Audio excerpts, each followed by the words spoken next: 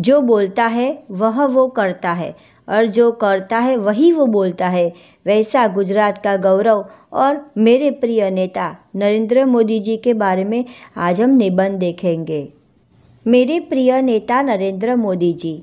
एक श्रेष्ठ नेता वह होता है जो देश का भली भांति नेतृत्व करता है तथा देश के हित में कार्य करता है, देश को एकता के बंधन में बांधे रखता है। मैं नरेंद्र मोदी जी को मेरे प्रिय नेता मानती हूँ क्योंकि मैं उनके नेतृत्व और उनके क्षमताओं से भली भांति परिचित हूँ। नरेंद्र मोदी जी ने अब तक देश के विकास के लिए कार्य किए हैं। एक सफल नेता के लिए अच्छा वक्ता होना भी अहम गुण माना जाता है, तभी वह अपनी बात सही रूप से दूसरों तक पहुंचा पाता है, जो नरेंद्र मोदी जी में है। आम लोगों की भीड़ से निकला हुआ एक नवयुवक जिसने पार्टी के छोटे से कार्यकर्ता के रूप में ईमानदारी से काम करते हुए विश्व के सबसे बड़े लोकतंत्र की तीसरी बार कमान संभाली, वह व्यक्तित्व कोई आम हो ही नहीं सकता। 17 सितंबर 1950 को बड़नगर में जन्मे मोदी जी बचपन में स्कूल से आने के बाद तथा छुट्टी के दिन भाई के साथ रेलवे स्टेशन पर चाय बेचा करते थे। धर्म के प्रति उनका गहरा लगाव बचपन से ही था। जब वह 17 वर्ष के थे तो उन्होंने घर छोड़कर हिमालय चले गए तथा 2 वर्षों तक वहीं रहे। मोदी जी जब लौटकर आए तो उन्होंने स्कूली शिक्षा पूरी करने के बाद ग्रेजुएशन की तथा इसी समय आरएसएस से भी जुड़े। युवावस्था में मोदी जी अखिल भारतीय विद्यार्थी परिषद और विभिन्न छात्र संगठनों से जुड़े रहे। इसके बाद वह भारतीय जनता पार्टी से जुड़े और 2001 में राज्य के मुख्यमंत्री भी बने। हिंदू मुस्लिम दंगे भी इसी वर्ष हुए, इस कारण उन्हें मुख्यमंत्री पद से इस्तीफा भी देना पड़ा। जनता का उनके प्रति अटूट भरोसा तब भी था, इसीलिए तमाम आरोप प्रत्यारोप के बाद भी मोदी जी दोबारा चुनकर आए और लगातार 3 बार गुजरात के मुख्यमंत्री पद पर रहते हुए एक नए विकास मॉडल को प्रस्तुत किया, जो बाद में गुजरात विकास मॉडल के रूप में देश भर में चर्चित रहा। नरेंद्र मोदी जी का राजनीतिक जीवन कोई सहयोग नहीं बल्कि कठिनाइयों से भरा था। एक कर्मयोगी की भांति अपने काम और भविष्य की योजनाओं के दम पर उन्होंने सदैव जनहित के लिए स्वयं को अर्पित कर दिया। जब 2014 में भारतीय जनता पार्टी ने नरेंद्र मोदी जी को अपना प्रधानमंत्री उम्मीदवार चुना तो भारतीय राजनीति के नए दौर की शुरुआत मानो तभी हो गई।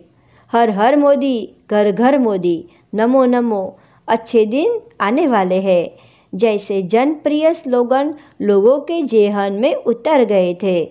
नए तरीके से चुनाव प्रचार देश में ऐसा चला कि अच्छे अच्छे राजनीति के पंडित और उनका अनुभव व भविष्यवाणियाँ धरी की धरी रह गई।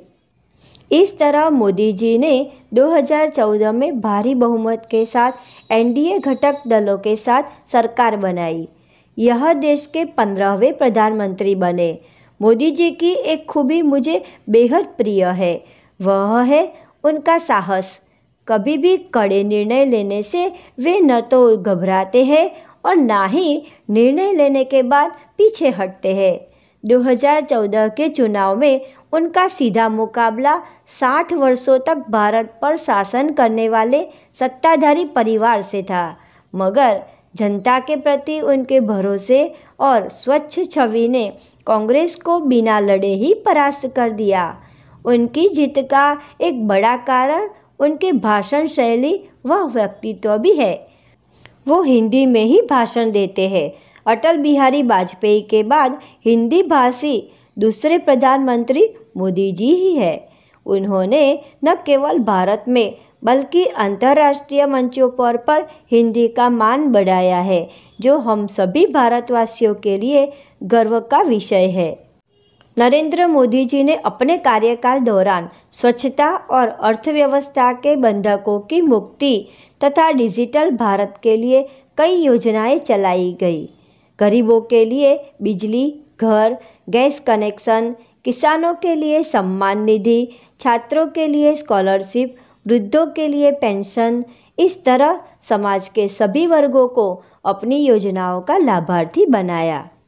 जम्मू कश्मीर से धारा 370 और 35A को हटाना, 3 तलाक निषेध, राम मंदिर और नागरिकता संशोधन अधिनियम जैसे कठोर कदम एक साहसी नेता ही उठा सकता है।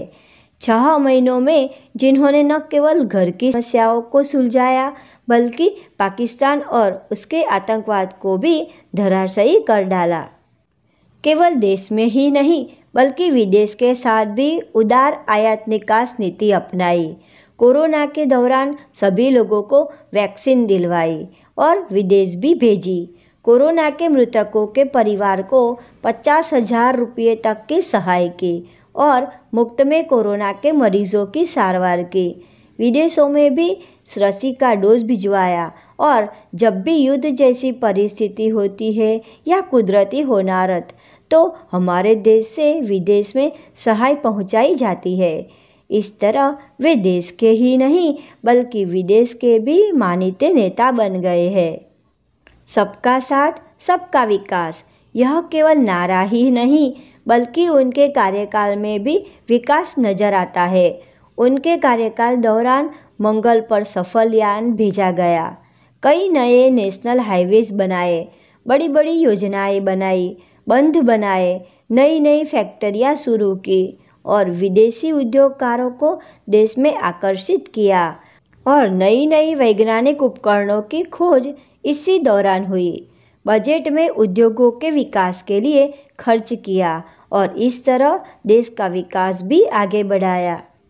मेरे प्रिय नेता ही नहीं, नरेंद्र मोदी संपूर्ण भारत को प्रिय है। उनके एक कथन पर लाखों लोग फ्री की सब्सिडी छोड़ देते हैं। उनके सम्मान में प्रत्येक भारतीय हाथ में झाड़ू उठा लेता है। 1 महीने तक ATM के कतारों में खड़ा रहने वाला हर एक युवा मोदी जी को अपना प्रिय एवं आदर्श नेता मानता है। भगवान से प्रार्थना है उन्हें स्वस्थ एवं दीर्घायु बनाए। मोदी जी से अपेक्षा है कि वे भारतवासियों की अपेक्षा पर खरा उतरने का प्रयास करें।